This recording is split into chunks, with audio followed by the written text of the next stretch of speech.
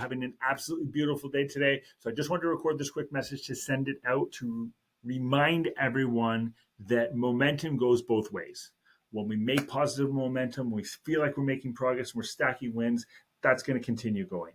But on the flip side, the same thing happens. If we tell ourselves that we're going to work out every single day this week and we only get 3 workouts in, we feel like a failure, and it starts to bring our momentum down, which is why when we eat something, we have one thing, it's like, oh, fuck, I already fucked up. I might as well just keep going. So controlling the momentum, and what that really is controlling our emotional state and our focus is really everything when it comes to any kind of transformation we want to make with ourselves. And in this context, physical, right? Lose weight, tone up, continue to get stronger. Doesn't matter what you want to do. It's always about controlling your emotional state and your mental state. Because when we start to stack wins, those feel good. We like to win. So we then do more of it, which is why in the beginning, I always start everyone with 3 workouts, because 3 workouts is doable. 5, 6, 7, it's fucking harder, right? So we start to stack wins. Same idea with our nutrition.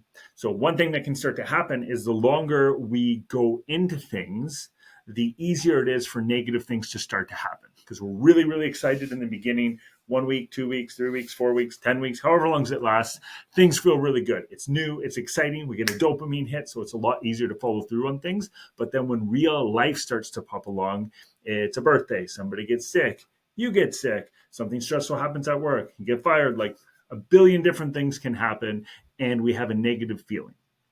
Those negative feelings then start to steamroll into the next negative feeling and the next, and before you know it, it's a slide. The big thing is how quickly can we catch ourselves when we fall and we minimize the damage that we do and get ourselves back on track.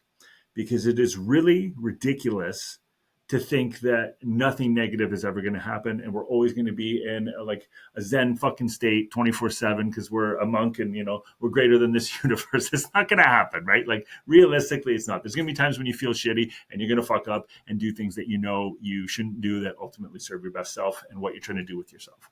That's going to happen. We already know that. So then it's really about how quickly can we catch ourselves and get ourselves back on track, right? That's the key. Controlling that emotional state. When we do catch ourselves sliding, it happens to me, it happens to my wife, it happens to everybody. When we catch ourselves sliding, where can we say, hey, you know what? Fuck. I'm letting the negative emotion slide. I really need to change this, change my state, get back into positive momentum again and keep making progress. And honestly, one of the easiest things, and I preach this all the time to everybody, nobody ever does it, is meditating.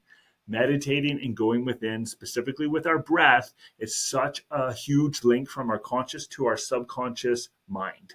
And when we can connect with our subconscious self, we can change our state. And then when we pair that in with breath work, which oxygenates it gives us more oxygen is what I'm going for. That changes our physiology as well. It changes our physical state and our physical feelings, and it puts us into more of a positive mind frame. Okay. I'm going